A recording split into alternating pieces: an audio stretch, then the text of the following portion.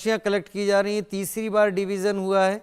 Electronically इसमें आंकड़े सामने आ चुके हैं, जिसमें एक बार फिर से 464 लोगों की इलेक्ट्रॉनिकली काउंटिंग हो चुकी है। बचे लोगों की पर्चियों को अब काउंट करने का तरीका इस वक्त चल रहा है।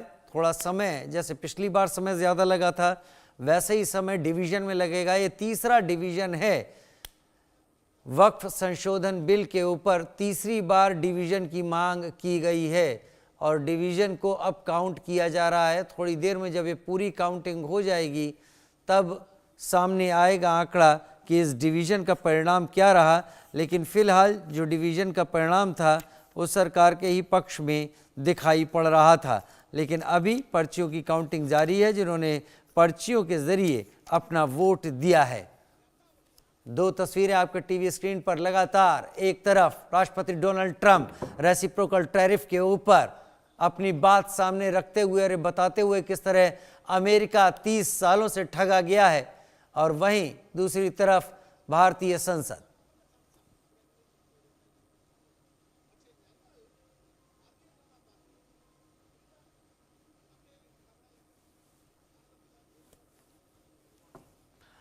संजय जी फोन लाइन पर मेरे साथ एक बार फिर से जुड़ गए हैं। संजय जी, इस बार का डिवीजन किस बात पर है जिसपे अभी भी बात अटकी हुई है?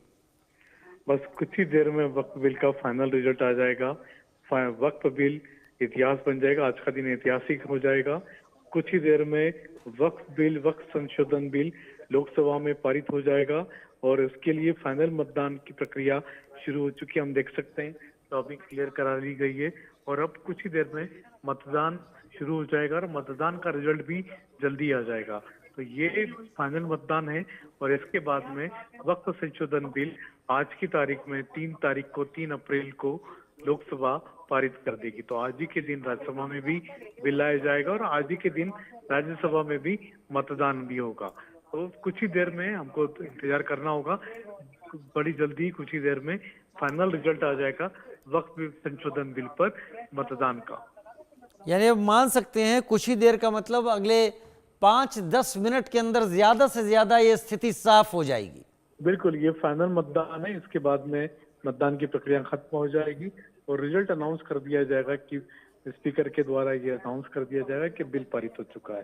तो कुछ ही देर में हमको इंतजार करना पड़ेगा, देखना होगा और कुछ ही देर में बिल पारित हो सकता है। फाइनल मतदान शुरू हो चुका है, मतदान की प्रक्रिया शुरू हो चुकी है। हम देख सकते हैं सभी समय सारे सांसद मौजूद हैं। लॉबी क्लियर करा दी चुकी है और साथ ही साथ स्पीकर ओम बिरला जी द्वारा सीधे निर्देशित किया गया डिवीजन के लिए। डिवीजन की प्रक्रिया शुरू हो चुकी है और अब कुछ ही देर में इलेक्ट्रॉनिक स्क्रीन पर सबकी निगाहें रहेंगी। जैसे कहा जाएगा, जैसे बीप बजेगी, सभी सदस्य, सभी सांसद अपनी अपनी उंगलियां दबाएंगे, कुछ यस पे, कुछ नोस पे, कुछ एब्सेंट पर, और उसी के साथ में फिर कुछ ही देर में रिजल्ट भी आ जाएगा। कुछ लोग पर्ची के द्वारा भी मतदान करेंगे तो उनकी पर्चियां भी काउंट करके फिर फाइनल रिजल्ट अनाउंस किया जाएगा। संजय जी, तस्वीरों में तो हम इतना साफ नहीं देख पा रहे हैं, लेकिन आपसे ही जानना चाहेंगे कि क्या प्रधानमंत्री इस सदन में मौजूद हैं इस वक्त? देखिए, अभी तक प्रधानमंत्री नरेंद्र मोदी सदन में नजर नहीं आए, लेकिन बाकी सारे नेता और पूरा हाउस यहाँ पर मौजूद